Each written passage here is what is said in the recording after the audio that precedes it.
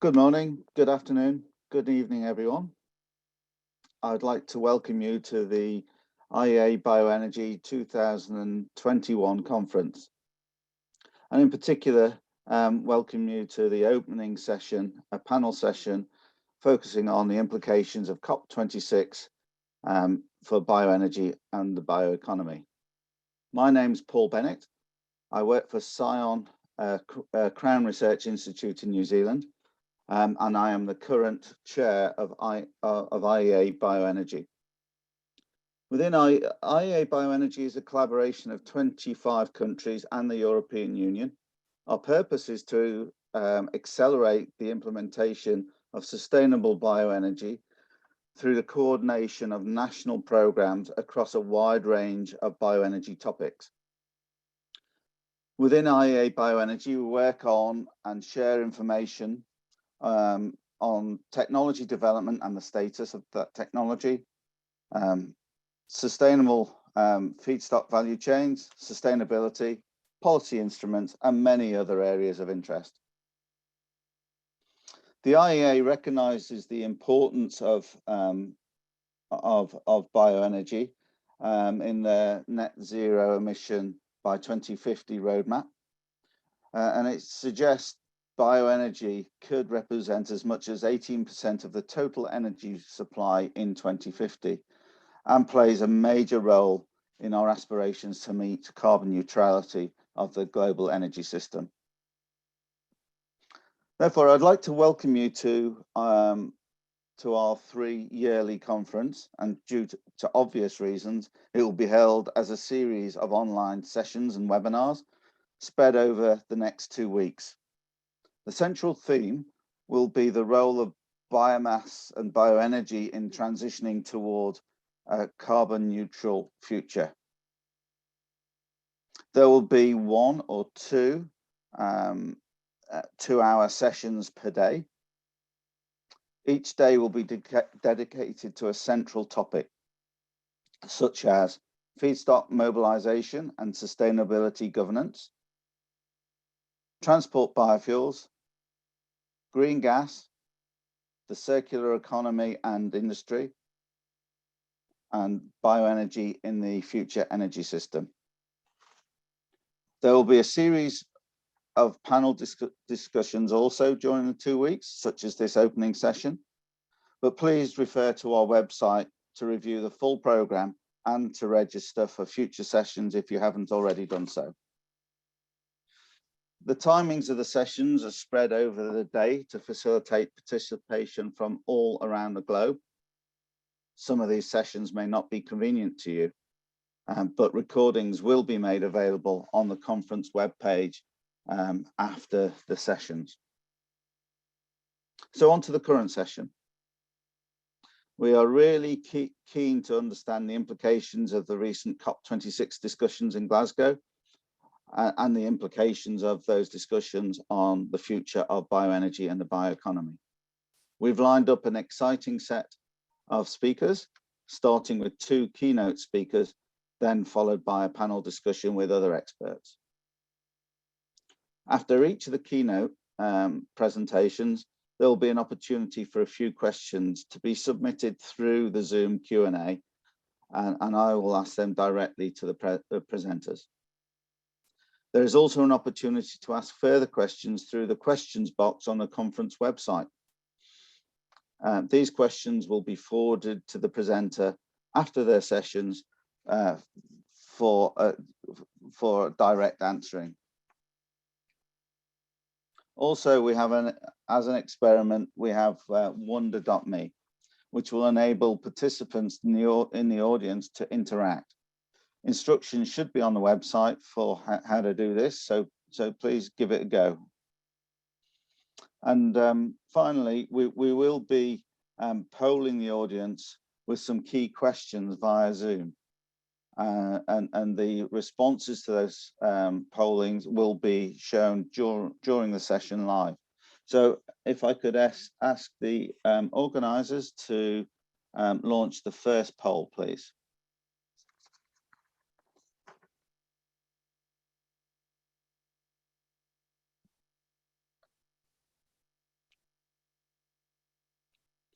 So we can see the questions there. It should be fairly easy to click on the option. The question is, how confident are you that we can keep global warming limited to 1.5 degrees centigrade? Please just click on one of those options and then we'll look at the responses later. So without further ado, I'd like to move on to the keynote presentations. Our first keynote speaker is Andy Reisinger. Andy is a member of the Bureau of the IPCC and Vice Chair of Working Group 3 on mitigation. He also served as a coordinating lead author in 2 major IPCC climate change reports. Andy is a principal scientist on climate change at the New Zealand Ministry for the Environment, where his job is to provide science-based inputs and direction to the ministry's work. I very much appreciate Andy joining us at this time. It's 3 o'clock in the morning for him in New Zealand. Hopefully he'll be able to stay with us throughout these 2 hours. So over to you, Andy. Thanks very much, Paul, and good morning, good afternoon, good evening, everybody. Hopefully you can see my slides in front of you. So I'm trying to give a very quick overview of some science context arising from various IPCC assessments that are relevant to and build on the COP26 outcomes. I'd like to acknowledge inputs I received from Annette Cowie and Göran Berndes for this presentation. And even though I'm covering much of IPCC material, this is not a formal presentation on behalf of IPCC. I'm simply offering my personal views of some key findings and outcomes.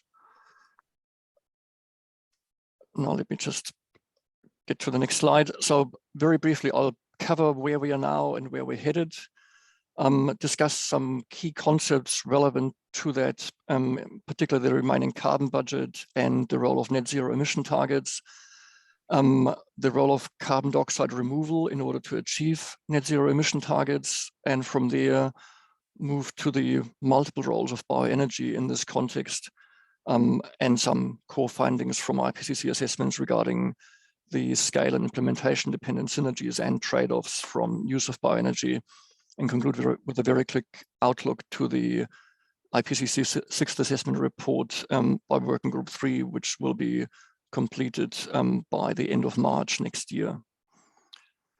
So where has Glasgow left us? I'm not going to attempt to summarize the conclusions from Glasgow because you will all be familiar with them in some cases better than I am. But what struck me personally is the central role that was given to science and the evidence base as a motivator for global action. I think that this has been stronger than it has been in any previous COP conclusions, and not just on physical climate science as a motivator for urgency, but also a recognition of the actual actions that need to follow on the mitigation side. So on the screen are just some selective examples from the Glasgow conclusions that I think will be relevant for the discussions at this conference, but also for driving policy action in a much broader sense.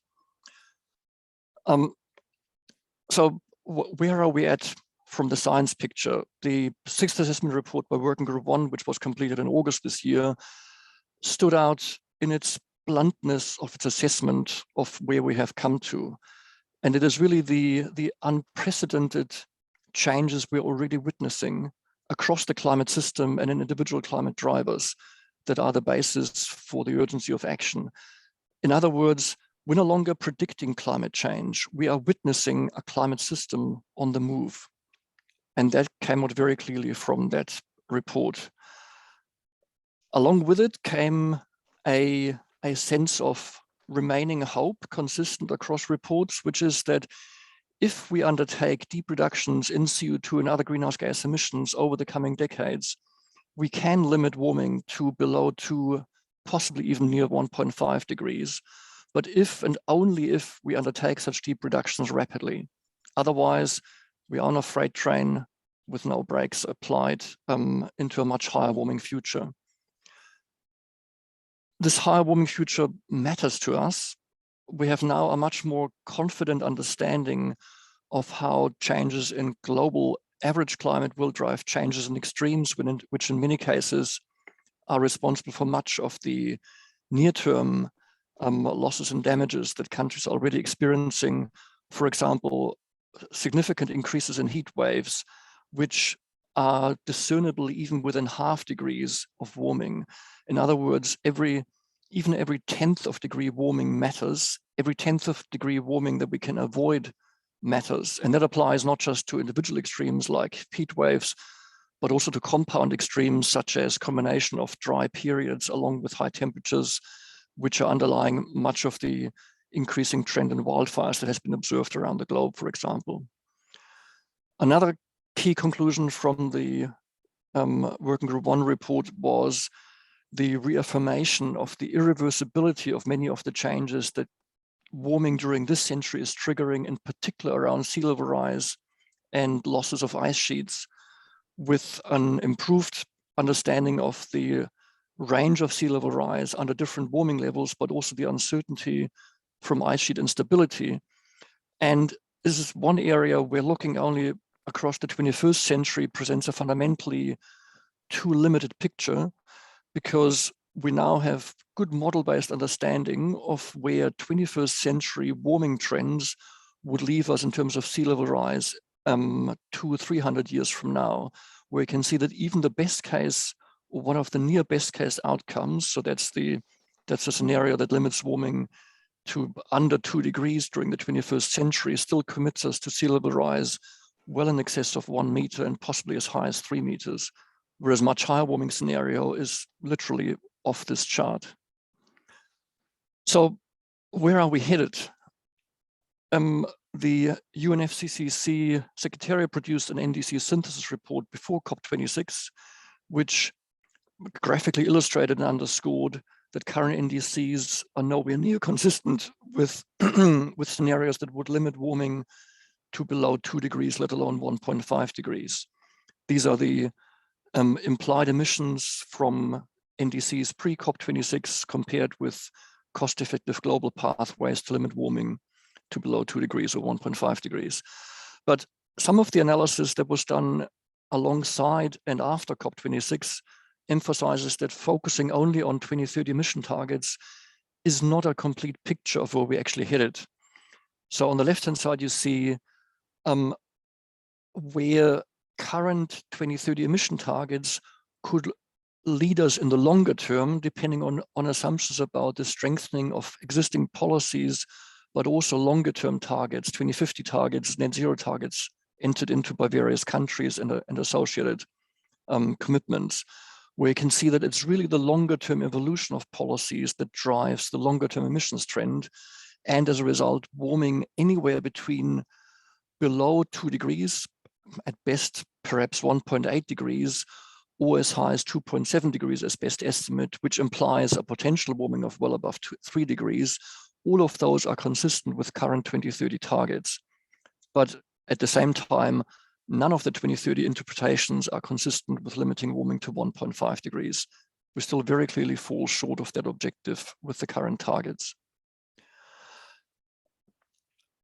So what further can we do about this? A clear reaffirmation in the last IPCC report from Working Group 1 was that if we want to limit warming to any specific level, we have to limit cumulative CO2 emissions, meaning that we have to reach at least net zero CO2 emissions along with strong reductions in other greenhouse gas emissions. So this is really a twofold objective. One is to limit CO2 emissions as the dominant long-lived greenhouse gas, bring it down to at least net zero, but also achieve strong reductions in other greenhouse gas emissions. This is based on the now familiar but further confirmed understanding that warming is fundamentally linear to cumulative CO2 emissions. And you can see this on this graph, cumulative CO2 emissions since 1850 versus warming under a range of different scenarios.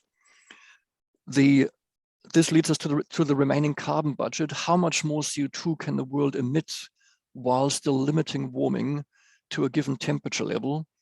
And so you can see that with a 50-50 chance, we have about 500 gigatons of CO2 left to limit warming to 1.5 degrees. If we want to limit warming to at least likely, so a 2/3 chance below 2 degrees, we might have 1100 gigatons left. But a really important point is to not fixate on the individual numbers, because those numbers are only the central estimates. They are rather uncertain and depend on a whole range of assumptions. But also, I want to emphasize that they assume concurrent deep mitigation of non-CO2 emissions. They are not just the CO2 that drives warming. They assume that we already take commensurate actions to reduce non-CO2 emissions as much as possible from all sources. But it's also worth noting that we have emitted more than 400 gigatons CO2 just over the last decade. So we're not on a good track to achieve those more stringent end of the carbon budgets. So the urgency has been reaffirmed and emphasized in this latest report, but also the trade-off between CO2 emissions and accelerating mitigation of non-CO2 emissions. So there's a finite utility, I would say, of using the carbon budget to drive policy because of both its uncertainty and the range of numbers associated with different temperature goals. More and more countries and organizations are therefore focusing on net zero emissions as a target, and it's also part of the Paris Agreement, of course, but there's actually a fair amount of confusion, but also, I guess, lack of precision when net zero emission targets are formulated and assessed. The graphs show the warming under 1.5 degree consistent scenarios and emissions of both net greenhouse gas emissions in the blue line and net CO2 emissions. Something very important to realize is that net zero CO2 emissions are typically associated roughly with the peak temperature, whereas net zero greenhouse gas emissions actually imply a gradual decline in global temperature. So net zero greenhouse gas emissions are not necessary to stabilize global temperature, but they are an important part of how to achieve or pursue efforts towards 1.5 degrees, especially if we temporarily overshoot that goal, but persist with our efforts to get back to 1.5 degrees. Now, net zero targets have an important consequence for the role of carbon dioxide removal, because carbon dioxide removal is absolutely necessary under any net zero CO2 emissions target. And this is not because we somehow want to emphasize carbon dioxide removal, but because every pathway that gets to net zero CO2 emissions assumes gross CO2 emissions alongside carbon dioxide removal, because we cannot reduce CO2 emissions to zero in gross form. Any net zero target requires carbon dioxide removal in order to achieve net zero. And of course, we then require even more carbon dioxide removal if we want to achieve net negative CO2 emissions in order to support net zero greenhouse gas emissions, because net zero greenhouse gas emissions are higher than just CO2 emissions, and therefore require more carbon dioxide removal, even just to achieve net zero greenhouse gas emissions, or to even achieve net negative greenhouse gas emissions, which would accelerate the decline in global temperature.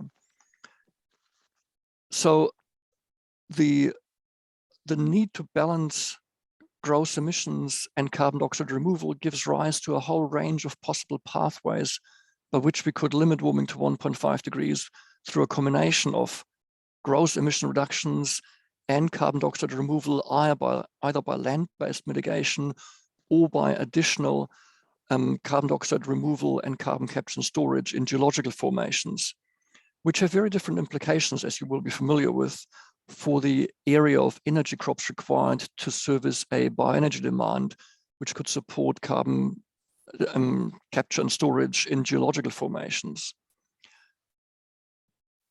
So, which leads me to bioenergy, and you all are far more experts in this area than I am.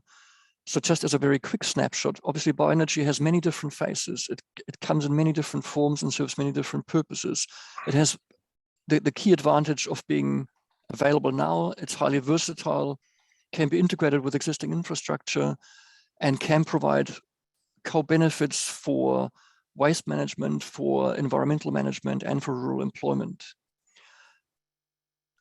There are, again, many different pathways in how much bioenergy is used and in which forms, and that's just an illustration from the IPCC special report on warming of 1.5 degrees, various uses of bioenergy, either as a direct substitute for fossil fuels or as biomass with carbon capture and storage to achieve net negative CO2 emissions, which really highlights that bioenergy can play a dual role in achieving those objectives. One is as a substitute for fossil fuels.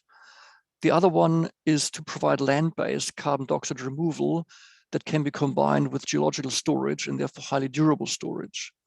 Now, you're all aware that understanding those roles within the overall system requires a systems perspective rather than a focus either just on the CO2 emissions that do occur at the combustion point of biofuels, or only by claiming carbon neutrality and therefore there's no issue. There's a lot of questions to be resolved about how to best integrate bioenergy into energy systems, whether it's just for electricity generation, whether it's also for combined heat and power.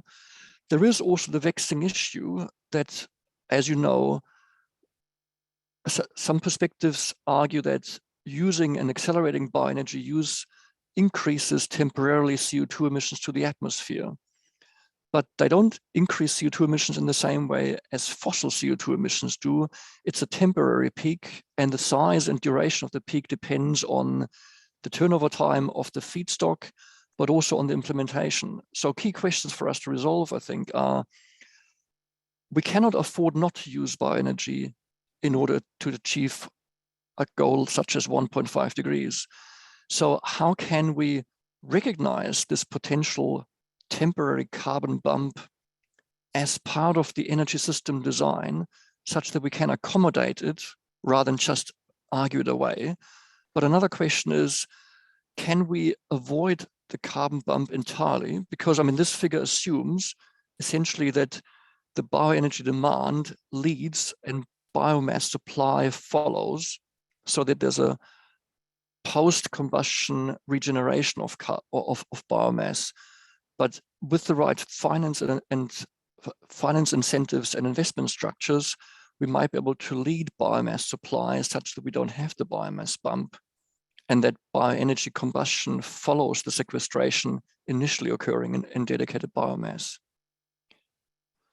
Which leads me to my last core point, and that was the assessment from the IPCC Special Report on Climate Change and Land, that of course, carbon dioxide removal on land has many different interactions with sustainable development objectives, and they can go either way depending on implementation. Large-scale deployment can have negative consequences for food security, for land degradation, for desertification, and can compromise climate change resilience and adaptation if done at large scales, if done in monocultures, if done in ways that don't actively integrate those different development objectives. But they can also be very strongly synergistic. So further work on understanding the scale, governance, and integration options to ensure those co-benefits are realized, rather than those trade-offs becoming ever more pressing as we race towards accelerating bioenergy use, will be a key challenge as we seek to adopt and accelerate the use of bioenergy in order to support long-term mitigation objectives. So very quickly as an outlook to what's coming up in the Working Group 3 report, obviously I can't tell you what's in the report, but I'm pleased to report that in fact today, through the very hard work of various people, the report was submitted to governments, or is about to be submitted for governments in its final draft, ready for their final review and final approval and adoption at the end of March. What you see on screen is the approved chapter outline for the report. And I just want to flag that bioenergy is something that occurs in many of those chapters, and a key challenge, not just for IPCC, but also for you after the IPCC report, is to actually make use of those perspectives and information to provide an integrated strategy that takes us from the individual perspectives towards an integrated use of bioenergy. So it's relevant for long-term mitigation pathways in Chapter 3, obviously energy systems in Chapter 6, AFFLU as the source of biomass in Chapter 7, transport as a key potential user of biofuels, Chapter 12, cross-sectoral perspectives, but then also investment and finance, international cooperation, and technology development and transfer. So that's just a brief outlook on what the Working Group 3 report from IPCC will provide in its 6th assessment report. And that brings me to the end of my presentation. I hope that was a useful overview, and I look forward to the further presentations and conversations. Thanks. So thank you very much, Andy, for a very clear report and presentation. I was delighted to see that last slide and how important bioenergy is going to be as we move forward. I don't see any questions coming through for clarifications on your session, but I'm curious. How would you answer that first question that we posed in the polling around how confident you are that we can keep global warming to the 1.5 degree scenario? Well, I think all I can do at this point is echo the observation that was made after the special report on 1.5 degrees was completed, which is that it is possible within the realms of physics and chemistry. So it is entirely a question of the collective political governance, technology development, which relies on policies, which relies on collective actions. I think the signs have been very positive from COP26 and from the lead up to that there's an increasing impetus and increasing will. We're heading in the right direction, but are we heading fast enough to limit warming to 1.5 degrees? It's clear that the current NDCs will put us above the remaining carbon budget for 1.5 degrees. And so I don't think it's realistic to expect that we can avoid overshooting 1.5 degrees unless a radical change were to occur with current NDCs. And for that, I think the prospect is quite limited. But as I think one of the slides showed, the 2030 targets are a poor predictor of where we're heading in the remainder of the 21st century and beyond. So a critical challenge is to see those 2030 targets as part of a stepping stone towards a much broader sustained action. And I think that's where every 1/10 of a degree matters. And so in a way, fixating on 1.5 degrees has a potentially detrimental impact to sustaining that momentum towards the maximum possible action in every possible field of mitigation. And I think that's really what will deliver the biggest mitigation outcomes. Good, thank you. Well, given the time, I think we should move on, and hopefully, Andy, you can hang around for the panel discussion. That'd be great if you can recognize the time and that maybe you do need to get some sleep, but it'd be good if you could stay around. Also at your end, of course. Yes, yes. So let's move on to our second keynote speaker. It's Paulo Frankel. Paulo is head of Renewable Energy Division at the International Energy Agency, which he joined in the summer of 2007, quite a while. Hey, Paulo. In this role, Paulo coordinates the division's activities, encompassing the status and progress of renewable energy technologies, renewable energy policies and markets, and systems integration issues. So over to you, Paulo. Thank you so much, Paul, and thank you, Marco, if you can put my slides on. In the meantime, before I start, I would like really to thank Andy for an excellent and very clear presentation. Very, very informative and very good food for thought for our discussion later.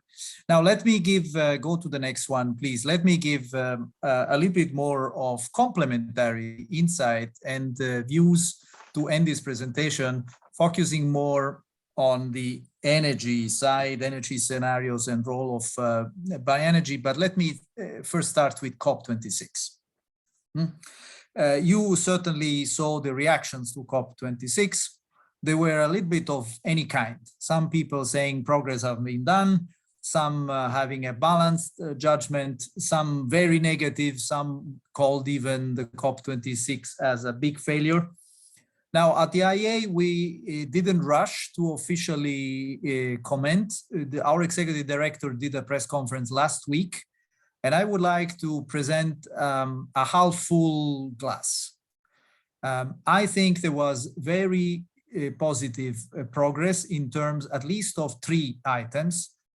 One is commitments themselves. Countries that pledged for commitments to reduce emissions to net zero sometimes around the mid of the century now account for 90% of the global economy. I wish to just recall that 2 years ago, this was around 10%. Second, even in these commitments, by the way, Andy mentioned the importance to reduce other gases, not just CO2. I wish to mention that more than 100 countries, pledged for reducing global methane emissions by 2030, which to me is another very, very important result of this COP. Second, on collaboration. I would like to emphasize 2 in particular: the US-China joint declaration, the fact that despite the today's geopolitical issues that there are, the 2 largest economies in the world explicitly had an agreement to work on climate change. And the second one, very interesting, the Just Energy Transition Partnership with South Africa, which could become a master example on how to help developing countries in phasing out coal with a just transition and taking into account the social implications of these transitions. Third, it seems bureaucratic, but it is important that the important elements of the Paris rulebook have been agreed after 6 years of communications, and also that there are stronger mechanisms in place to invite countries to keep raising their commitments year after year in a transparent way. There have been progress on finance, although as definitely not fully satisfactory in terms in particular financing developing countries, not just on mitigation, but also on adaptation. And I wish to mention 4 parts which are relevant for bioenergy. One is the coal phase down, which got so many media title in the last day of the COP26 because of the phase down instead of phase out. Now, whatever the time, these will have an important for bioenergy in terms of co-firing potential. There is the Glasgow Declaration on Forest and Land Use, where more than 140 countries committed to complete deforestation by 2030. There is the Glasgow Breakthrough on Agriculture. And last but certainly not least, there was the integrated biorefineries mission between the 4 new missions under Glasgow Breakthroughs, which look at the importance of biorefineries. Next, please. Now, as we at the IEA, we did a very fast assessment of the new pledges that were introduced by 3rd of November at COP26. And we came to the conclusion, using Andy's word, that from a physical point of view, if all the necessary policies were implemented, we could land in a temperature increase around 1.8 degrees at the end of the century, if, of course, all these pledges were reached by implementing the right policies. As stated before, the current NDCs remain well above the announced pledges scenario for COP26 is much better, but actually the gap to go to net zero emissions by 2050 is, of course, an enormous task. And here I would like to combine with my next slide, which is not new, but which is always worth repeating.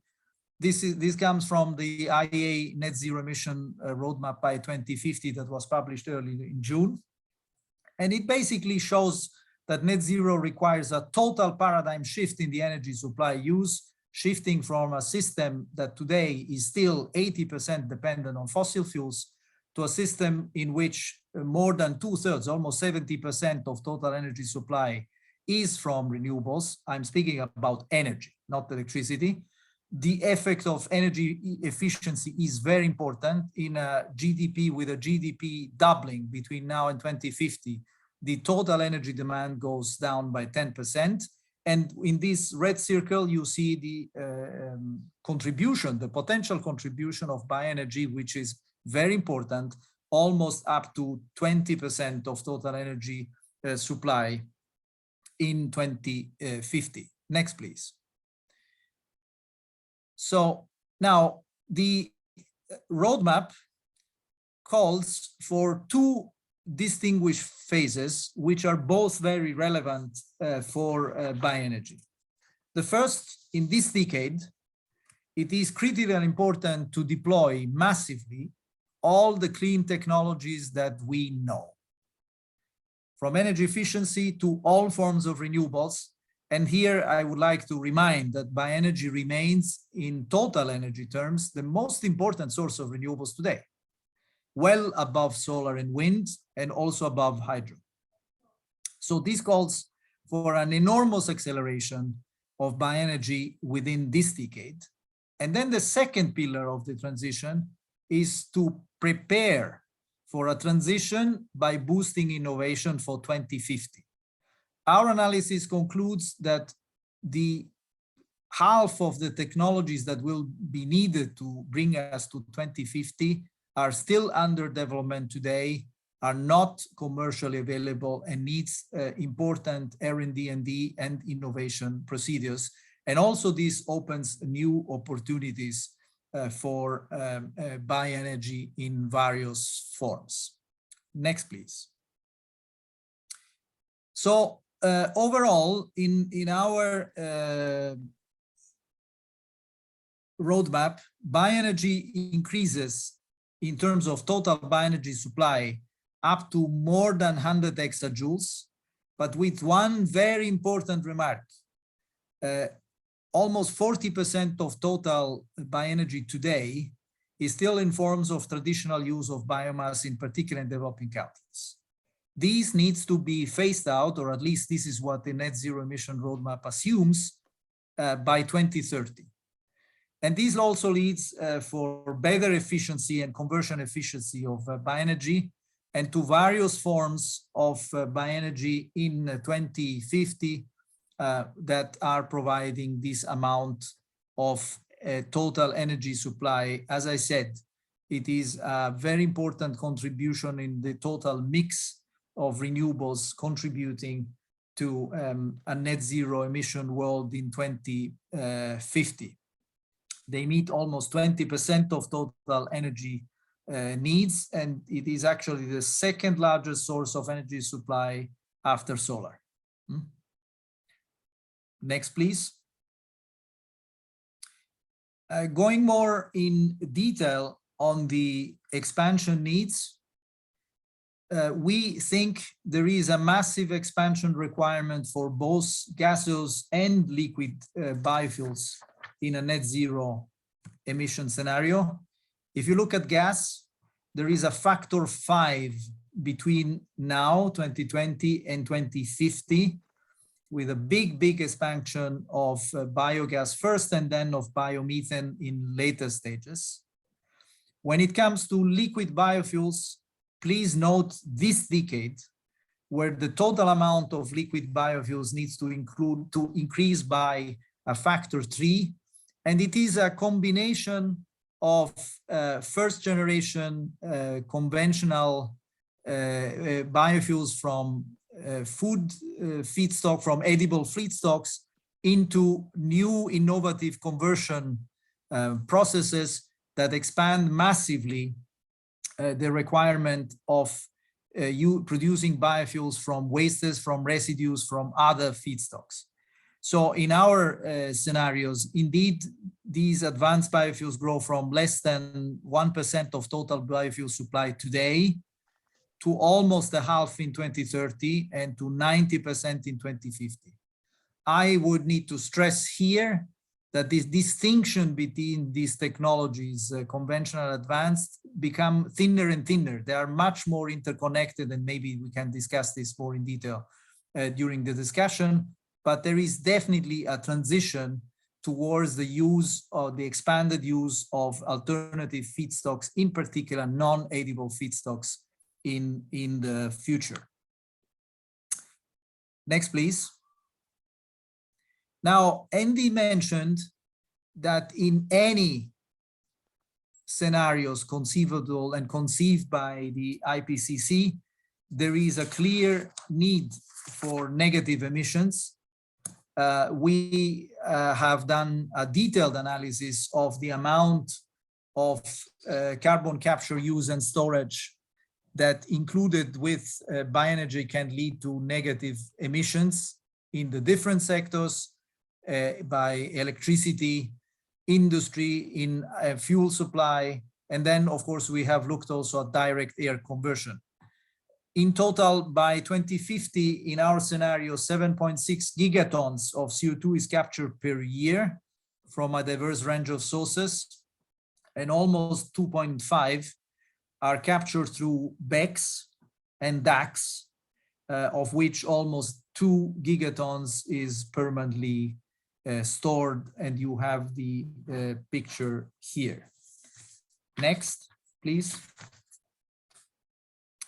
Now, at the COP, so what I've shown up to now is our scenario for net zero emission, which is the first scenario of this kind performed by the IEA earlier this year. But these are all scenarios. These are all numbers of what needs to be done. At the COP, we also published a tracking clean energy progress. I don't know whether any one of you is familiar with this project. If you go to our website and you look at TCEP, there is an assessment of whether technologies, up to 40 technologies are assessed, are on track, need improvement, or are off track with net zero. And so let me show you here two for bioenergy. One is for something that we rarely discuss, which is heat. I remind everybody that 50% of total final consumption in the world is heat. It is not electricity, it's not transport. Electricity is only 20%, and we tend very often to just speak on the, electricity, not particularly maybe in this audience of bioenergy, but in other audiences. So for renewable heat, you can see here a comparison between our outlook and what would be required in net zero emission between 2021 and 2026 in terms of growth. So first, in terms of all renewable heat, there is a clear gap of a factor 2 or a factor even 3 in industry. There is a big gap in terms of bioenergy in buildings, and in particular in buildings, you can see what I said before. There is definitely a need to act quickly on the phase out of traditional use of biomass, which are generating not only greenhouse gases, but also very pollution in their indoor air pollution that is cause of severe morbidities and casualties. Now, industry in the buildings, there is a massive rollout in our net zero emission of improved biomass cook stoves as part of the solution for clean cooking. Other options are considered as well, like for instance, also photovoltaics and electric cooking devices. In industry, we consider a massive improvement of solid waste and bioenergy in cement, and also more industrial uses for bioenergy. But once again, I would like to stress the importance to look at heat and not just to look at the power sector. Next, please. Now, transport. This is also unfortunately not new, but also very important. Now, biofuels demand has grown around 5% per year on average between 2010 and 2019. Biofuels is still only less than 4% of total transport demand. Now, net zero emission by 2050 scenarios requires much higher amount of transport biofuels by 2030, which translated in annual growth means almost tripling the annual growth of 5% per year in the last decade into 14% per year to 2030, with, again, what I mentioned before, a massive increase, something like a factor 50 plus of production from wastes from other feedstocks like wastes and residues. So unfortunately, when we look at the tracking clean energy progress in the transport biofuels area, it's very clear that we are completely off track. I have not the slide here on electricity. There, bioenergy is performs a little bit better, but for the simple reason that the contribution of bioenergy in the electricity part is more limited. There are many more renewables that then are used for this reason. Next, please. Now, one aspect that was mentioned in the introduction, in the topic of the conference, is what are the main barriers to make this change?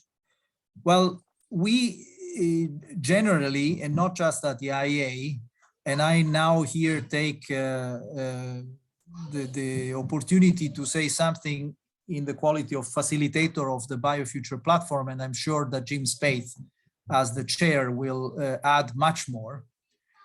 But we definitely think that the uncertainties and also very sometimes controversial views on how much sustainability biomass actually exists and how sustainability is defined, is understood, is agreed, and also what Andy showed in terms of emissions over time. Well, this is a major barrier to investment in bioenergy, and for instance, to include bioenergy in international finance, which is still a major issue. Therefore, under the BioFuture Platform initiative, countries decided to form a new work stream on quantification of biomass, quantification and sustainability governance, which tries to promote a clear, consistent narrative on availability and sustainability of biomass feedstocks, not reinventing the rule, not wanting to create new analysis, but rather to try to see whether there are areas where there can be consensus between governments, industry, academia, civil society, including the skeptics, about what we can root consensus and what are the other topics that are more hard to solve. And this in the line to facilitate investment in existing bioenergy technology and in innovation of bioenergy and the bioeconomy right now.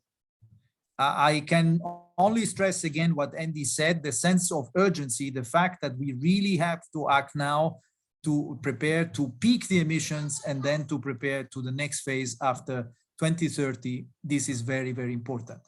I also mentioned that because this is a joint effort with also IRENA, with the IEA Bioenergy. We also hope with the Global Bioenergy Partnership and a number of leading countries, and I'm sure that Jim Spaeth will add more on that. Next, please. So let me come to a few conclusions from my part. We think that COP26, despite not being perfect, and maybe not fulfilling all the ambitions, has led to important progress in terms at least of three areas: commitments, collaboration, rules. It is obvious at the same time that implementation policies and tracking progress and increasing country ambition will be key. The pledges and the targets alone are, of course, only the first step. One critical point also for bioenergy is that more progress is needed on finance, which remains the missing link in particular for developing economies. There is a lot of money in the world, but not necessarily where it is needed. Third, As I said, in our net zero emission, we say that the pathway to net zero has two phases. One is the immediate and massive deployment of all available clean technologies and energy efficient. And second is boosting clean energy innovation now to have the technologies that we need in the future. So in an energy mix which is dominated by renewables by mid-century, sustainable bioenergy has a critical role to play, in particular in those sectors which are hard to decarbonize and where electrification is more difficult, like industry and transport, but also to provide flexible electricity generation to securely integrate more solar and wind, and also increasingly used in connection with CCUS.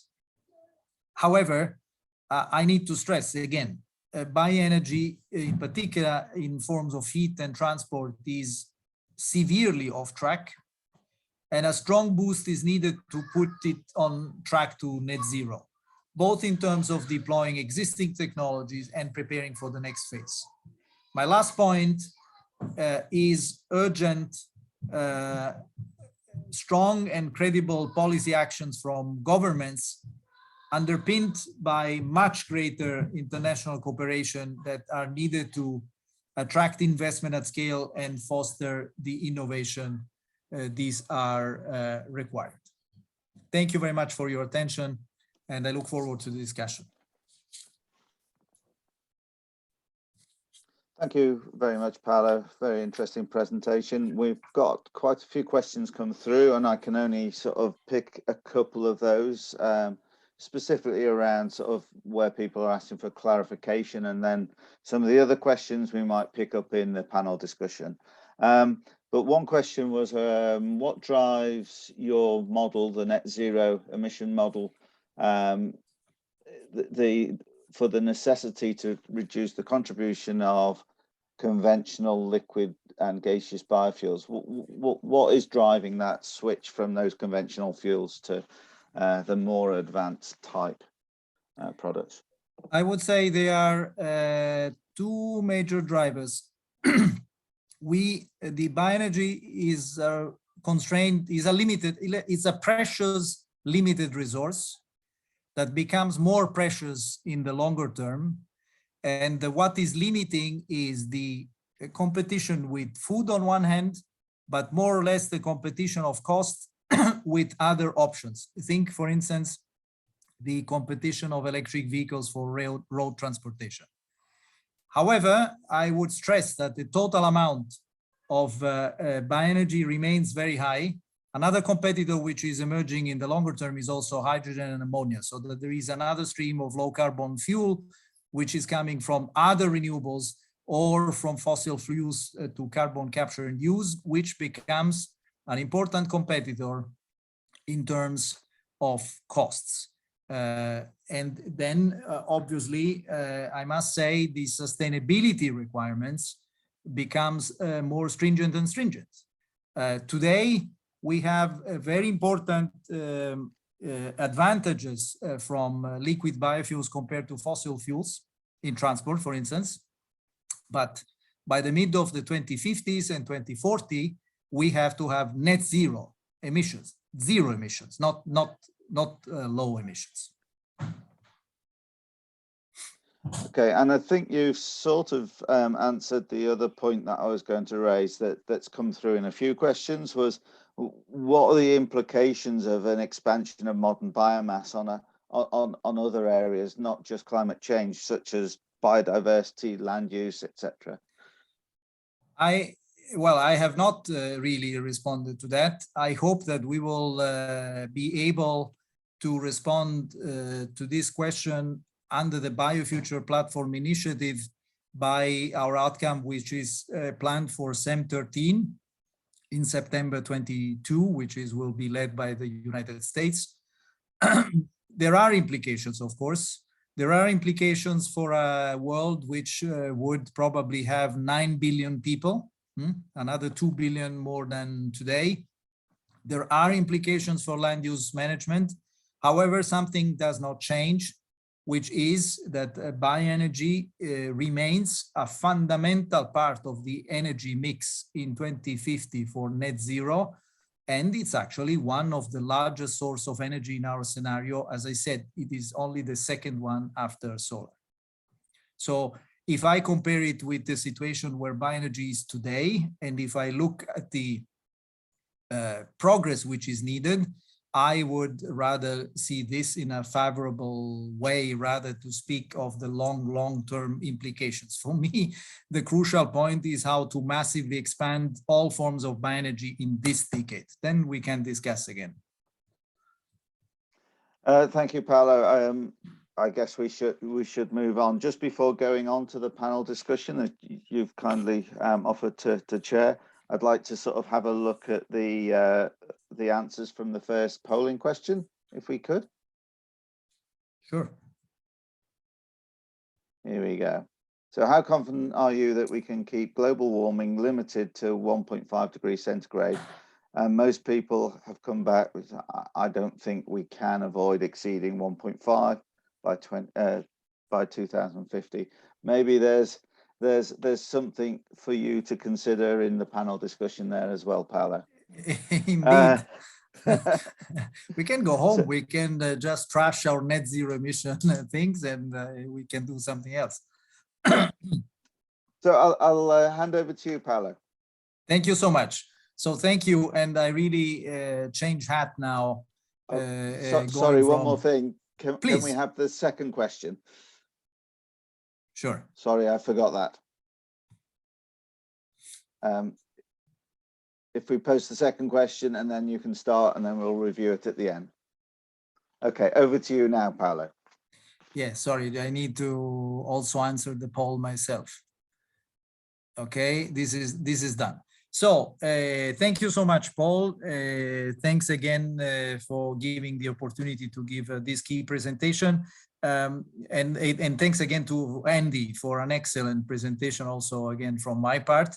It is now my privilege to moderate a very distinguished panel with some introducing presentation and from the different speakers. We have 4 excellent speakers. I will introduce them one by one when I give them the floor. And the general initial question to you all is, how does bioenergy fit in the long-term view, in the long-term view scenarios of a sustainable world for your organizations? I would like, first of all, to give the floor to Maria Georgiatou, who is a senior expert at the DG of Research and Innovation at the European Commission. Maria, the floor is yours. Thank you. Thank you very much, Paolo. I will give a presentation short saying what will be overall, in the EU's opinion, the role of bioenergy in the long-term decarbonization. And I hope you can see my screen. Not in full screen yet. Yeah, I know. Okay.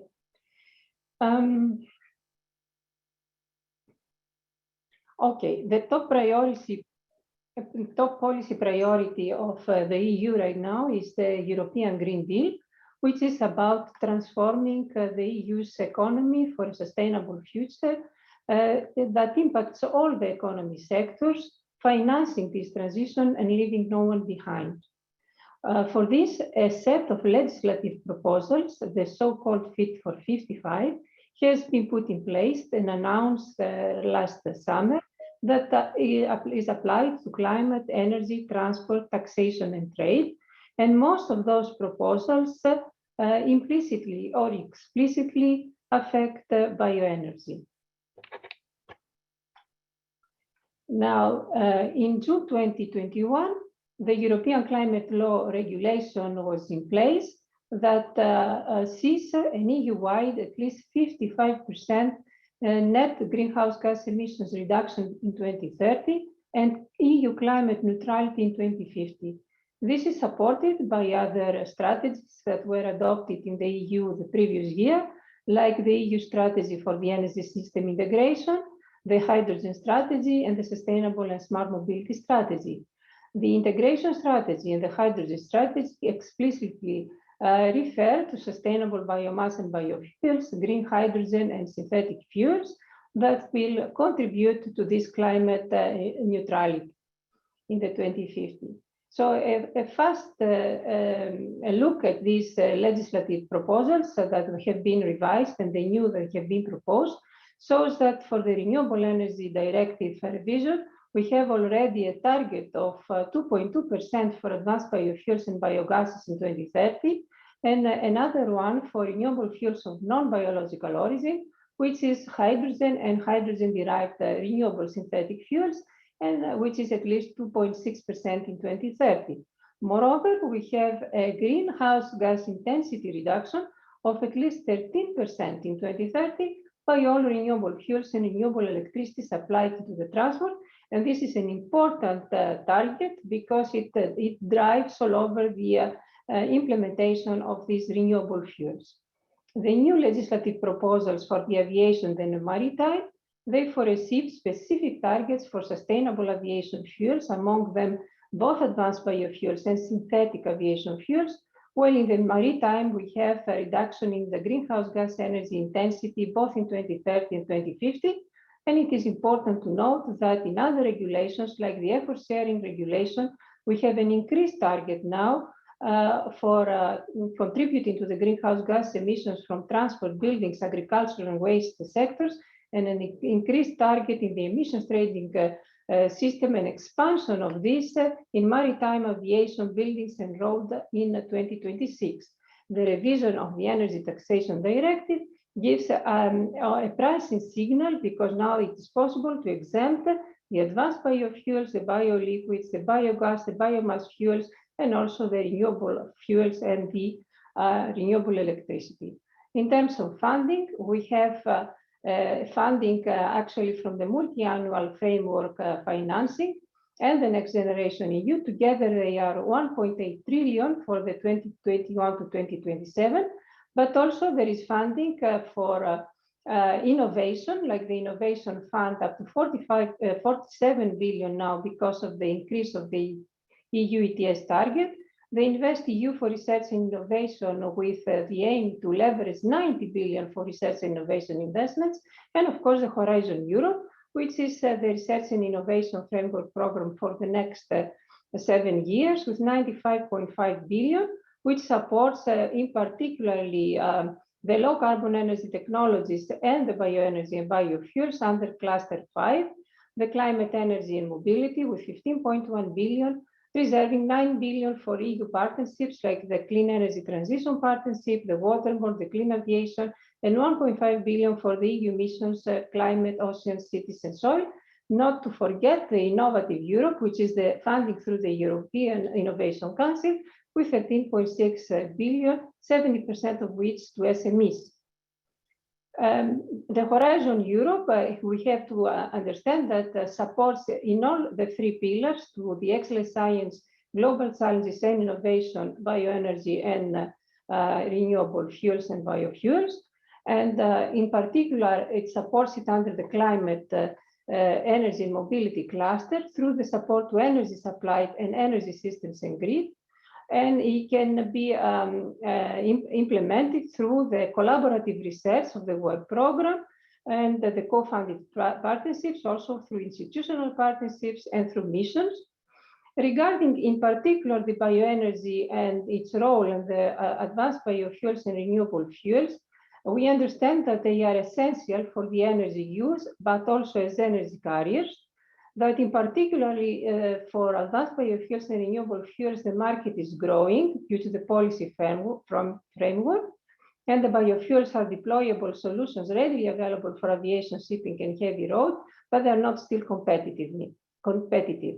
That's why our research and innovation policy focuses on the technology improvement and diversification, as well as to the feedstock diversification, to generating solutions for drop-in solutions, to create instruments and measures for market uptake, in particular in aviation and shipping and heavy road, and also to do that, to coordinate research and innovation funding from Horizon Europe with risk funding from Innovation Fund, InvestEU, Research and Innovation, and other instruments. But through, for the 2050, we look through supporting breakthrough research and market creating innovation, and by collaborating internationally in order to tackle this global climate challenge, as for example, through becoming a core group member in the Mission Innovation mission on integrated biorefineries. Further, the way we are going to support in the future for 2030 and beyond these technologies is through improving and scaling up the technology in advanced biofuels, synthetic renewable fuels, and bioenergy, coupling it with renewable electricity, renewable hydrogen, and CCS, producing zero negative emissions biofuels and modern bioenergy. Also, by looking at the complete value chains from a system approach, and importantly, looking at gaseous, liquids, and solid biomass and renewable energy carriers, because these are the linking elements between the energy production, the energy consumption, and the energy storage. With this, thank you very much.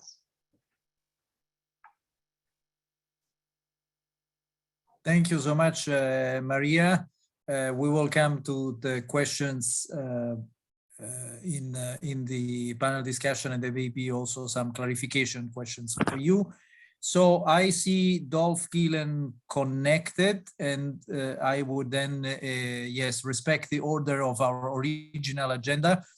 Dolph is the Director of Innovation and Technology Center at IRENA in Bonn.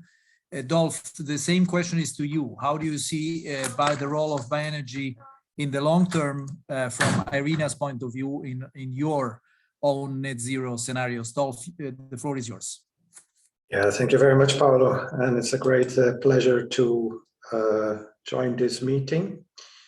I have prepared some slides. Let me see where they are. Here we go. Can you see the slides? Yes. Okay. So we have since long paid a lot of attention, special attention to bioenergy in IRENA. It's the only renewable resource for which we have a dedicated unit. And the reason, of course, is the importance of bioenergy today. And at the same time, as was mentioned, the challenge, the contradiction that it's not ramping up in line with the what all the scenarios say, and that there is special attention and special policy effort needed to accelerate that growth. Let me see. Okay. So we have recently issued a number of reports that are relevant and a number of reports that are upcoming. So one of them is the 1.5 degree pathway. It's part of a World Energy Transitions Outlook that was launched in March. We've done some deep dives, especially on aviation and shipping and dedicated fuels there. And we continue to look at resource availability and increasing granularity. So there's a report for Southeast Asia coming out in a few weeks, also for Central America, and a similar one for the Caribbean is has just started. And as was also mentioned, we see biomass as a key component of global carbon management, and BECCS has in that context a special warrants special attention. So what this graph shows is the how we see the potential for reducing emissions. We see a key role on the supply side, of course, for more renewables. And biomass is a key part of that. We have 150 exajoules of primary biomass in our scenarios. Of course, we need to make sure that that is sustainably sourced with all the caveats attached and also the right regulatory certification and monitoring systems attached.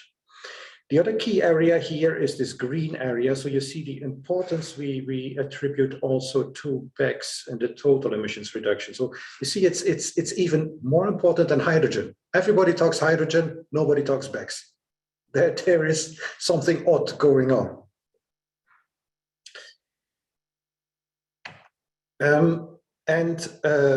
Bioenergy makes up a large share of renewables energy use today, but as said, we need to see an acceleration. And of course, there are some new momentum you can point at. It's developments in Europe, but also outside Europe. There is attention for advanced biofuels, for example.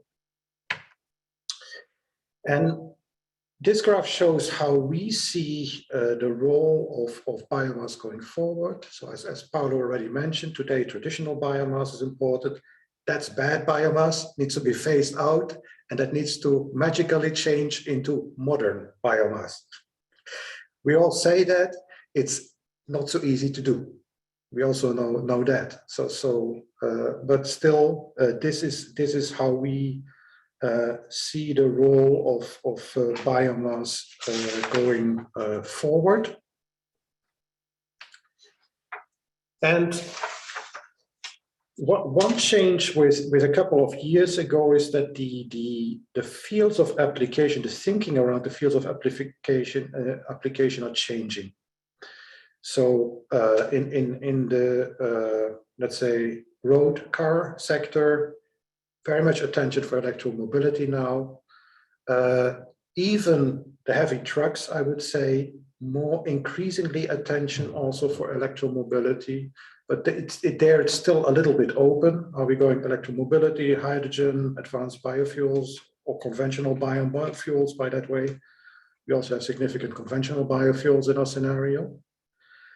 But what has come to the forefront is advanced biofuels for aviation and for shipping, especially aviation. There it can play an important role, and as was just mentioned, there's new European policies. There's also new policies in other parts of the world outside European Union. And that is very much driving now a ramp up of advanced biofuels production for aviation. So that is an important development. And in the shipping sector, there is attention for clean fuels. There's a lot of attention for ammonia, but there is also still great interest in methanol, both e-methanol and biomethanol. The hesitation is, will we have sufficient of that biomethanol available long-term at a reasonable price, sustainably sourced? But I would say for the time being, from a shipping owner perspective or shipping operator perspective, methanol is very much on the table, and it will depend on the methanol industry if it really goes in this direction. So this is something we looked at. We did a dedicated report beginning of the year, and we got a lot of questions from the private sector around this. So again, an indicator that there is a lot of interest. And then on the BECCS side, so we see a significant role for biomass in industrial applications, including cogeneration units, in district heating and cogeneration, and we also for power generation. And we think that the combination with CO2 capture and storage can make these applications financially viable, provided there is sufficiently high CO2 price. We have a large quantity of BECCS in our scenarios. It goes up to around 4 gigatons by 2050. So that is around half of all CCS. And it means that around 40% of all these biomass conversion processes would be combined with CCS. So that means, we're talking then large-scale operations. So it has an implication for the size of these processes.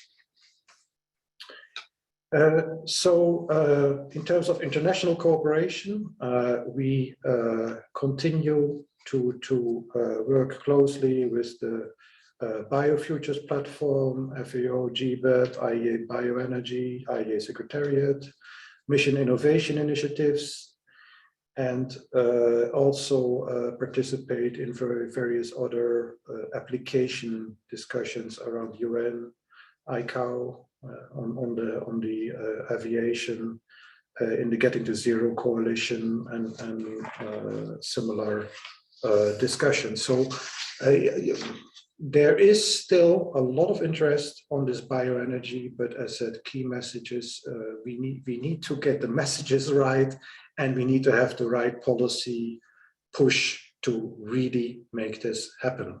That concludes my remarks. Thank you very much. Thank you very much, Dolf. I'm sure your presentation will raise some questions. I see already some comments in the chat. I'm sure there will be more, but please let me first do a first round of introductory presentation, and let me introduce with great pleasure my friend Jim Spaeth, who is a senior official at the US DOE, but most importantly in this moment is the chair of the BioFuture platform. Jim, the floor is yours. Thank you very much, Paulo. It's a pleasure to be here. Let me set up my slides.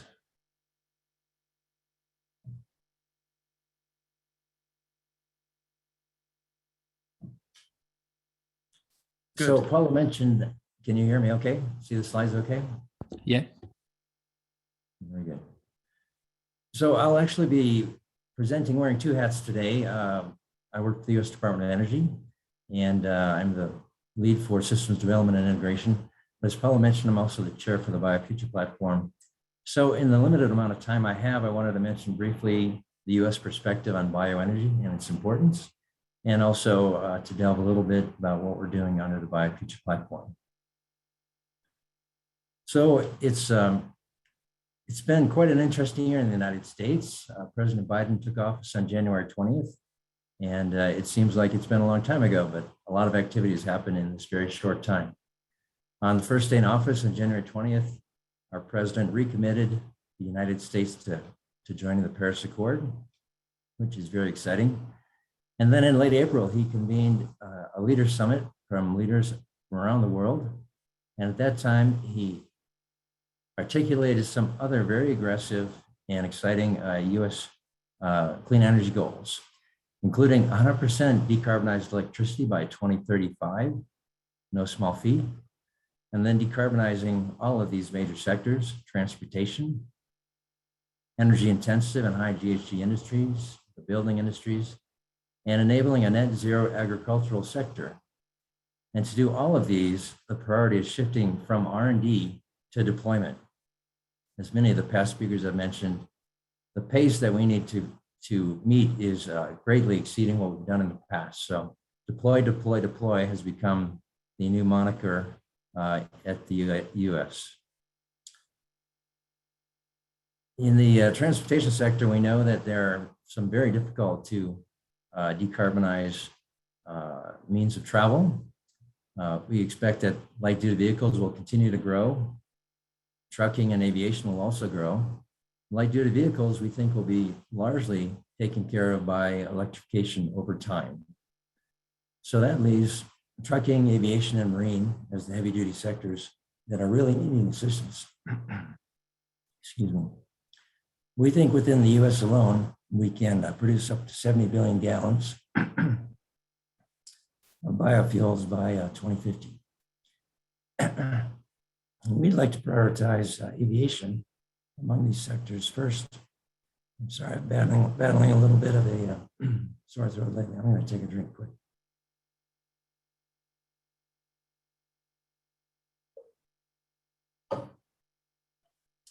Excuse me. So to emphasize that commitment towards aviation in particular, back on September 9th, only a couple months ago, there was a White House event to launch what we call the Sustainable Aviation Fuels Grand Challenge. So this is committing the US to a minimum of 50% reduction in life cycle GHGs for aviation compared to conventional fuels over time, and sufficient SAF to meet 100% of the aviation fuel demand by 2050.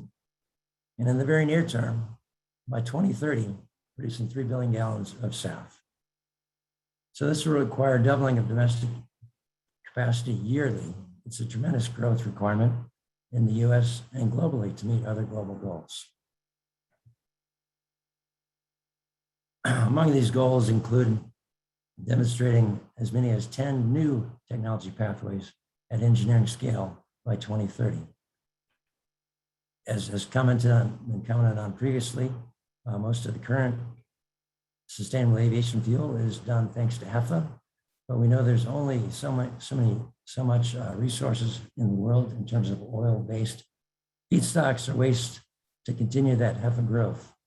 So we see this as requiring all sorts of, essentially all sources of biomass feedstocks, in particular waste and waste gases.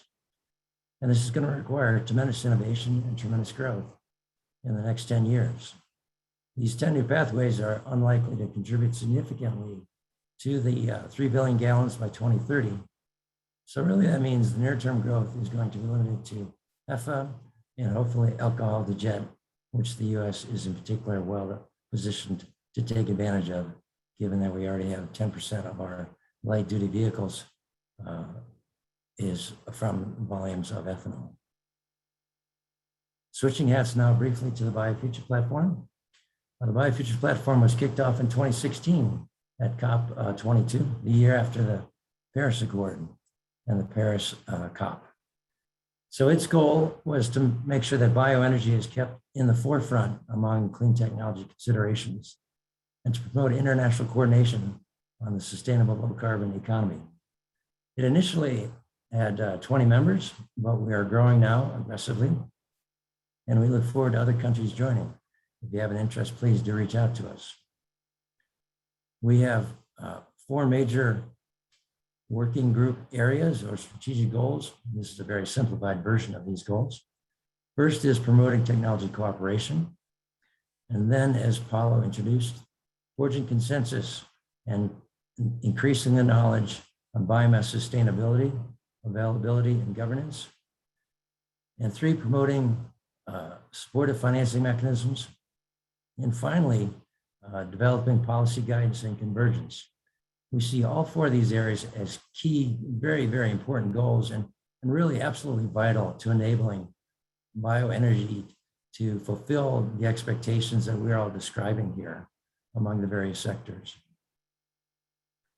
So just in brief, we've just recently kicked off this work stream on sustainability and biomass quantification. We are assembling a technical advisory board that will help guide us. And as Paula mentioned, this will involve, as we start our actions, not only talking and not only gathering information among our allies, but also talking to those that are critical or naysayers of bioenergy. We know that we absolutely need to have open and direct conversations with all segments of society to make sure that bioenergy is well understood and well established from a scientific basis, that it can be produced and must be produced sustainably. We'll have near-term deliverables or interim deliverables at the Clean Energy Ministerial, September of next year, to be hosted by the DOE Secretary. And then at the following SEM, we hope to have a full reporting of the capabilities and essentially the quantification, the amount of biomass available throughout the world to show that we can make a very important global impact. And also to have it well established that bioenergy can be done sustainably and will be done sustainably as really the only way forward. So thank you for your time. I apologize for my hoarse voice, and I look forward to the dialogue. Thank you so much, Jim. I'm sure we will return on in the Q&A session on some topics you touched. But I would like now to give the floor to the last speaker, Josie Thomas, Industrial Development Officer at UNIDO. Josie, the floor is yours, please.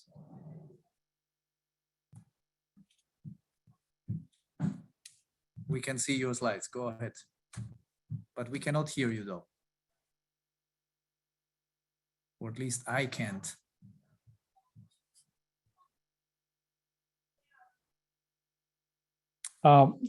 Thank you. Oh, yes. Yes. Okay. Thank you, Paulo.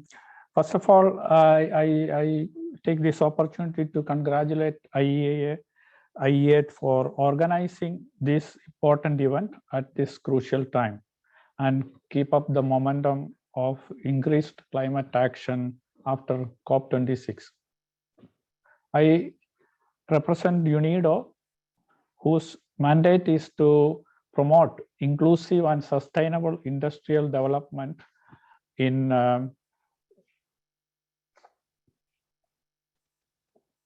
I'm trying to change the slide. Yes. Mandate is to the Energy Department in UNIDO provides support to key stakeholders towards clean energy transition in the industrial sector in low and middle income countries. So this presentation includes a brief context to UNIDO's bioenergy strategy and its key elements, as well as an emerging flagship intervention, that is Global Impact Program for Clean Cooking, and conclusions. I take some information from IEA's net emission, zero emission roadmap 2050. The share of global primary demand for bioenergy is about 65 exajoules in 2020. 90% of this is unsustainable solid biomass, and almost half of it is used for traditional cooking using firewood, charcoal, and residues. Recent studies by University of Liverpool found that traditional cooking is contributing to almost 2% of the total global carbon dioxide emissions. It's also interesting to note that most of these emissions are happening in 20 countries, mostly in Asia and Africa. If we need to meet the SDG 7 targets by 2030, there is a need to eliminate unsustainable biomass use as cooking fuel. Similarly, transport sector is 90% reliant on oil as of now. Massive shift to electric and fuel cell vehicles, as well as higher biofuel blending ratio, is required for decarbonizing this sector. Net zero scenario called for a 15% blending by 2030. Even though about 34 developing countries in Asia, Africa, and Latin America have introduced biofuel standards, only few of them have actually started implementation.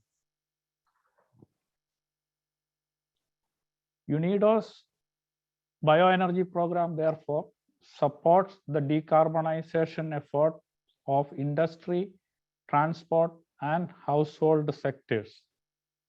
Specifically, the strategy focuses on harnessing agro-industrial waste into energy for the production of electricity and heat to support the industrial processes and excess energy to the grid.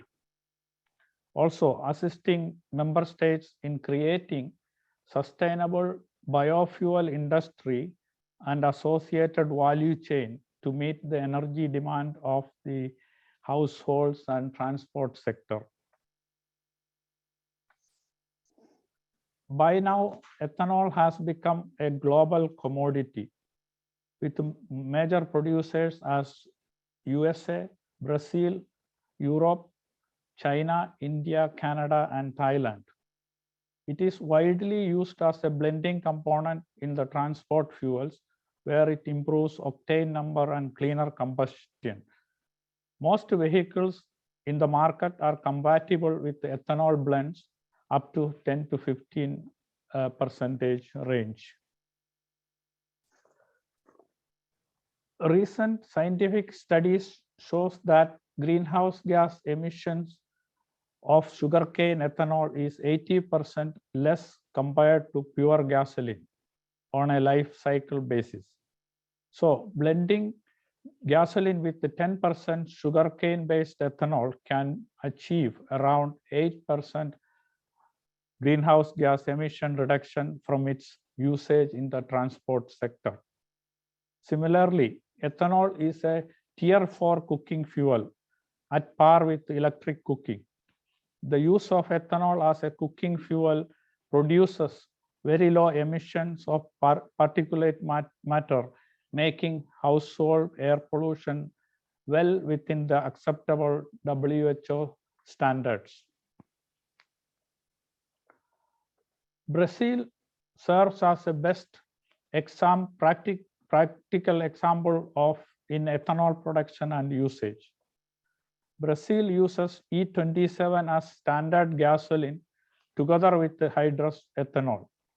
It's a net exporter of ethanol and has eliminated the need for import of petroleum products. So Brazil shows us that 20% emission reduction is possible by fuel blending.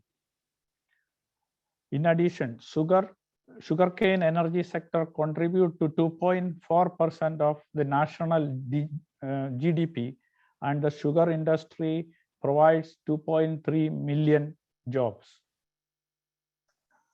A recent assessment of the sugar sector in Nigeria by UNIDO found that there is a potential for energy generation to the tune of 800 megawatt and emission reduction of 2.25 million tons of carbon dioxide annually if the Nigerian sugar master plan targets are achieved. Compared to the current operational capacity of 4,000 megawatts, this is a significant contribution to the energy supply of the country. The emission reduction potential is about 1% of the total emission from energy sector of the country. As part of our strategy to decarbonize the household biomass use for cooking, UNIDO has initiated a global impact program, Biofuel Industry and Value Chain Development for Clean Cooking. The 20 high-impact countries will be targeted to implement ethanol-based cooking program. Currently, an intervention to switch 500,000 households in Dar es Salaam, Tanzania, to ethanol-based cooking is ongoing. This project expects to mitigate 3 million tons of CO2 annually when replacing charcoal and wood fuels. If we are able to expand to 20 target countries, about 10 million households would have shifted to ethanol-based clean cooking, and 60 million tons of CO2 will be abated annually. So in conclusion, UNIDO's bioenergy strategy supports the development of bioenergy industries in developing, least developed countries and small island development states in their transition to sustainable biofuel-based electricity, transport, and cooking solutions. It will be done relying on their robust agriculture and industrial strength. So that completes my presentation. Thank you. Thank you so much, Josie, for concluding this introductory presentation. I would like now to invite all the panelists to activate their video again and start a bit of moderated discussion. And maybe, Dolph, I start from you. The overall theme of this discussion is to discuss two questions. What, in your opinion, are the most important role of bioenergy in the future? I think we all agree that the bioenergy resource is vast, but is limited. And the question of what is the best use is a good question. And second, what are the bottlenecks for going that direction? And Dolph, let me start from you, because you mentioned, first of all, you gave a holistic picture, and then you said something is odd. Everybody is speaking about hydrogen, nobody speaks about BECCS. Now, I come to this question. Why is that? In your scenarios, in our scenarios, BECCS is important, and still there is not enough understanding and dialogue and what needs to be done next. There are discussions like in the chat right now where people are questioning the sustainability of BECCS. What is your point, and what is your general question to what is the most important use of bioenergy in your long-term future? Yeah, so the quantity of biomass is limited, so you need to use it wisely. So, of course, as we've been saying for 30 years, if you can cascade, you should cascade. Start with a materials application, then move into an energy application. In terms of the energy applications, as I said, there has been some shift in attention, for example, in the transport sector. So where there are other solutions, such as electromobility for cars. Okay, we can talk whether you need biofuels as a transition solution still, because it will take some time before we move completely to electromobility, but still there is a solution on the horizon. That is less the case for aviation, and therefore that is a key field of application. I haven't really talked about petrochemicals. That is another significant field. And biomass looks, and the question then is do you start from methanol and build up a methanol petrochemistry, or can you also start from ethanol for part of it? But technically, let's say the pathways exist today, but the problem there is that carbon stored in petrochemicals at the moment is of no one's concern. It only becomes a concern once it's post-consumer waste, and then everybody says, hey, this is a fact of life. So in aviation, the problem is so far nobody really takes responsibility. So that is just now changing. And that's why you see that this whole technology uptake is now starting. So that is a very positive development. If you look at shipping, the IMO decision last week to kick the can down the road was not so positive. So initially there was a lot of positive movement, but now there's some hesitation. Should we already move in that sector? So policy frameworks are really important. And then to the question around BECCS. There is there is quite some pushback on using bioenergy also in power generation, what we see. And I think you see it also in the chat. BECCS then of course takes it even a step further, where you combine then biomass with CCS, which also has a lot of opponents. So that makes it politically perhaps not the point where you wish to start. And the question is, should you, or let's say politically, it's not so opportune to start with something which you need 10 or 15 years down the road. So I think that explains a little bit why you see other priorities. But in the end, we need all of this, and we need to start soon to really realize this, or we will not meet the 1.5 degrees, as you also saw in the opinion in the question that was asked. Thank you, Dolf. And informally, I wish to mention here that he representing the IA, I agree with many things you said. I would say all the things you said just now. Now, can I go to Jim and taking the hook of Dolf, that there is so much interest now because suddenly the aviation sector is under pressure. But Jim, in the SAF Grand Challenge, is it actually, can you give us a little bit of examples of what are the critical technologies and the feedstocks that need to be commercialized to make this a reality? You gave an overall picture. Can you go a little bit deeper and how important this is in your opinion? So there are many different technical pathways that in the US we've been exploring. Some can be defined as thermochem, some can be defined as biochem, but frequently now you're seeing a hybrid between biochem and thermochem. And we know that we need to explore all of the various sources of feedstocks. So bioenergy, unfortunately, leaves us with lots of challenges that it can be, conversion pathways often need to be uniquely customized to the various feedstocks. So we're looking at waste feedstocks, everything from food production waste, wastewater treatment plants, any type of industrial waste that has a viable carbon component, municipal solid waste, the organic fraction. We're of course looking at waste gases. LanzaTech is a terrific example of being able to take waste gases from various sources, steel plants, various ferrous alloy plants, converting that to ethanol and then upgrading that to SAF or other renewable chemicals. And then more traditional sources of biomass, woody waste or agricultural waste.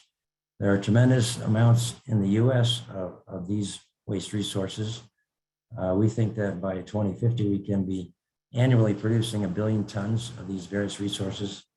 And so there are many different pathways that need to be fleshed out, the technology improved, innovation brought to bear to meet these aggressive goals for the 2030 goals and beyond. There's just no shortage of challenges. And we, along with the US, along with all of our counterparts internationally, look forward to engaging with you under the various fora, whether it's the BioFuture platform or the IEA Bioenergy.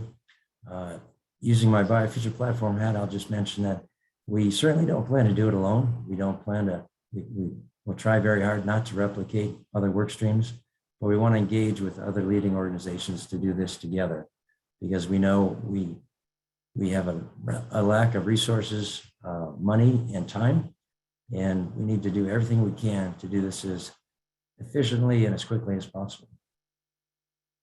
Thanks, Paulo. Just a few thoughts. Thank you, Jim. Maria, can I stay on the aviation, just an example of the vast innovation that we need in the bioenergy field, and you are at the Research and Innovation DG. Now, if I look at the advanced special feedstock conversion routes for biofuels, they currently only represent 1% of total biofuel supply, which means less than 0.4 of the whole transport. Now, has this commission any specific plan to support the large-scale deployment of advanced biofuels, for example, via the Innovation Fund? Can you elaborate a little bit more on this? And how important is the aviation sector for the EC? Thank you, Paolo. Well, the aviation sector, as I showed from my presentation, is one of the priorities among the transport sectors, because as we know, there's no dense solutions now in terms of energy to serve it.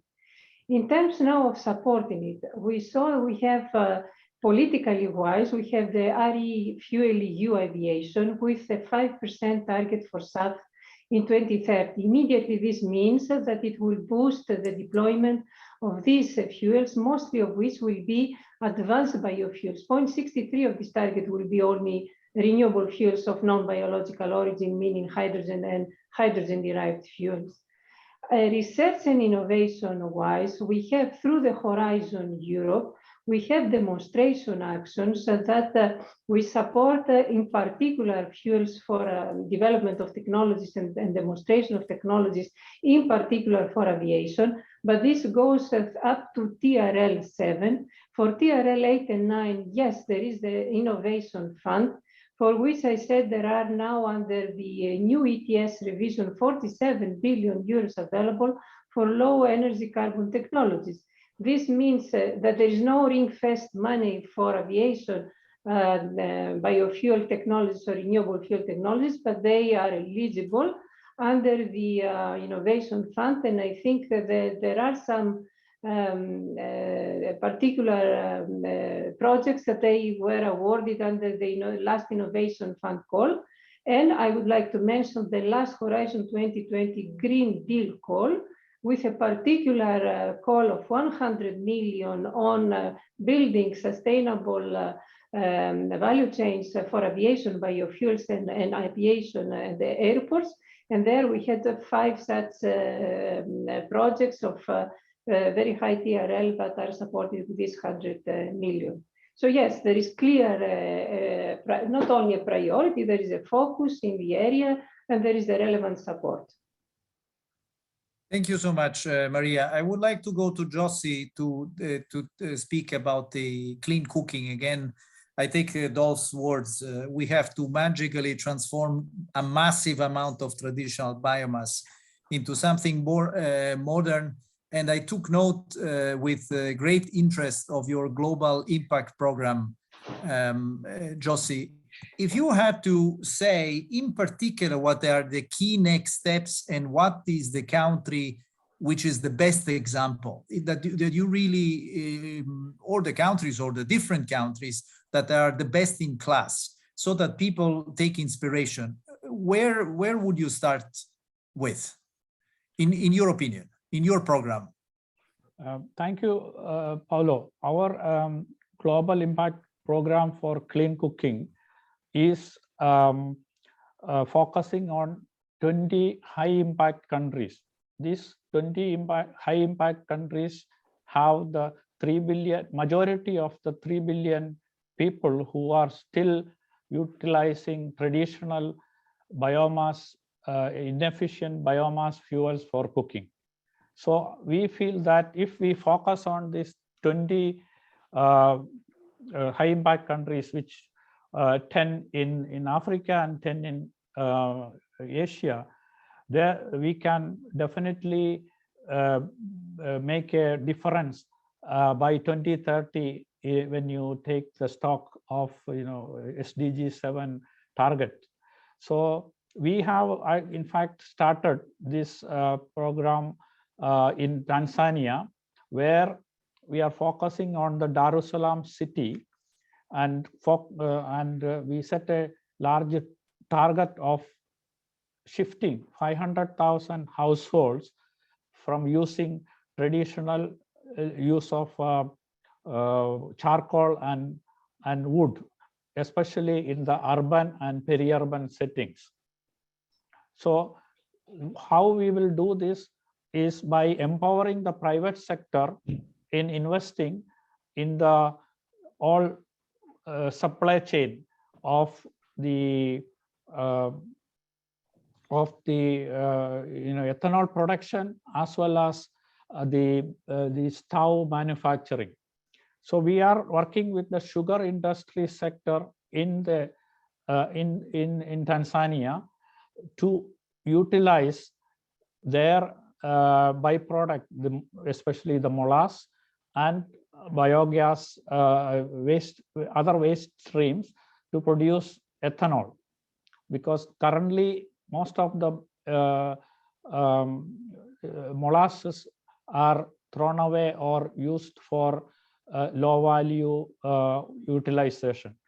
So this and at the same time, in order to promote or encourage the private sector to invest, we are working with the financial institutions in the country to set up a guarantee fund, private sector guarantee fund, which will facilitate interest collateral free loans for these industries and investors coming, investing in the bioenergy sector.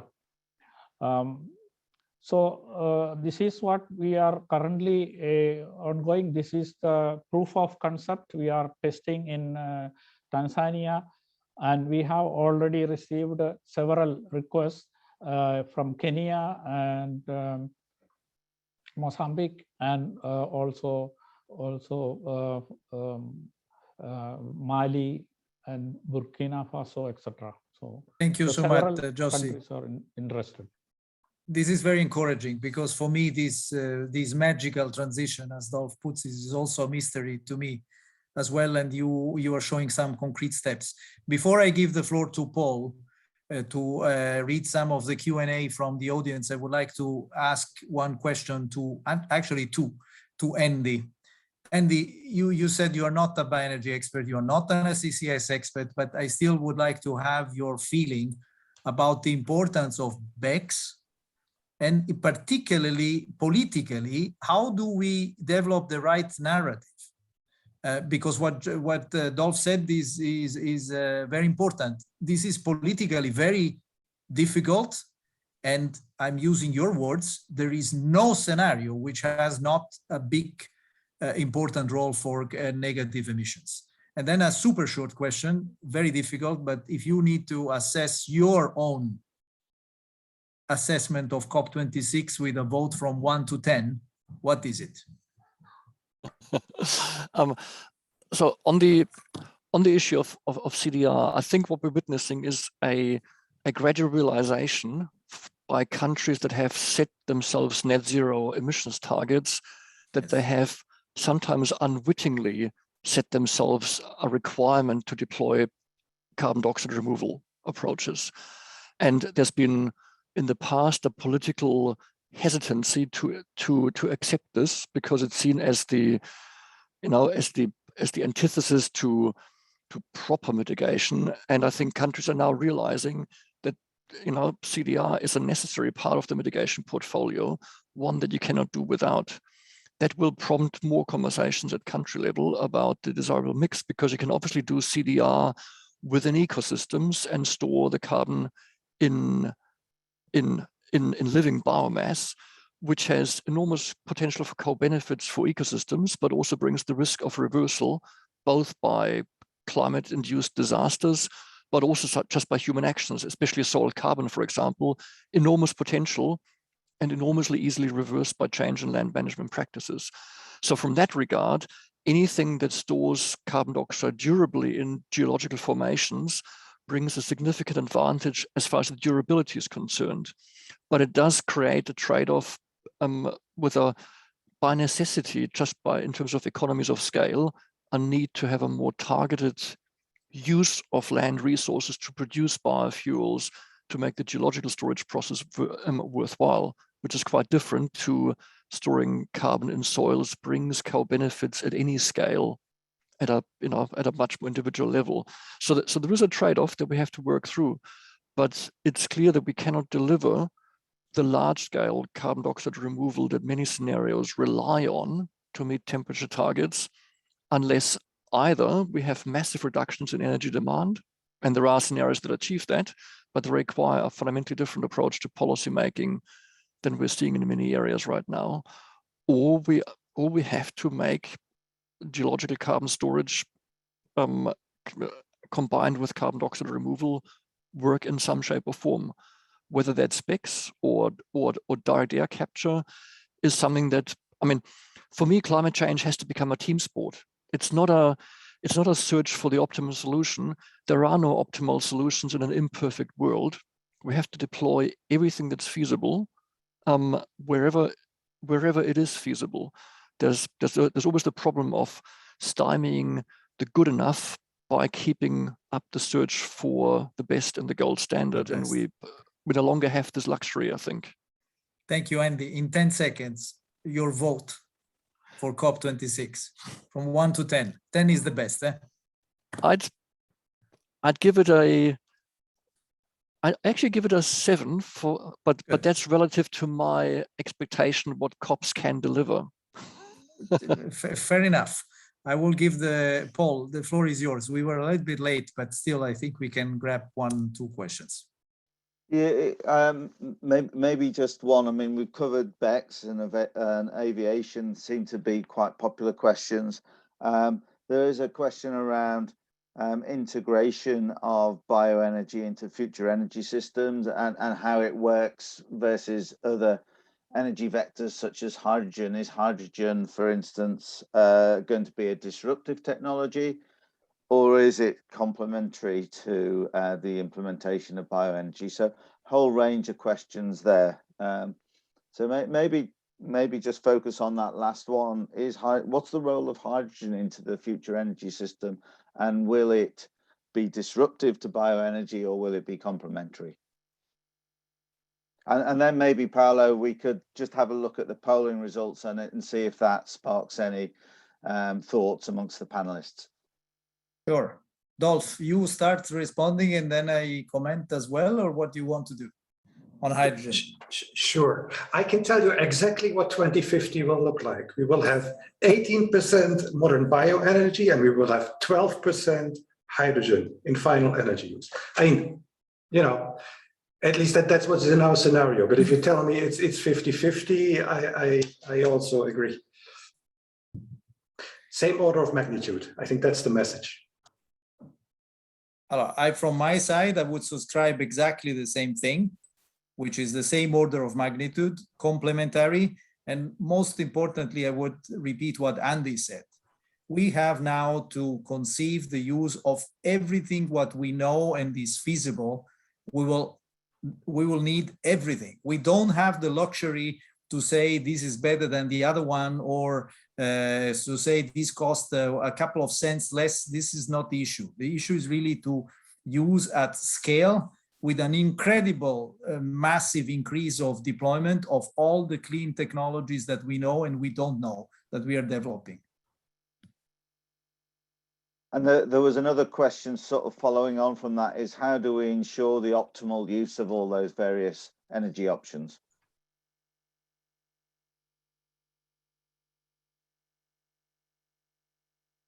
I quote Andy again. I think it's not the optimal use. It's a use which is affordable, socially acceptable, and brings up to the climate and environmental goals that we need to have. I'm increasingly, how can I say, skeptic of the word optimal. Okay, so given the time, I think I'll just ask Paolo if he's got any last thoughts with regard to the panel discussion. If not, then I will close. Paolo. Look, I would just continue in line of this last discussion. I think there are no silver bullets technologies that solve everything. This is true for bioenergy, for BECCS, for hydrogen, for PV, for everything.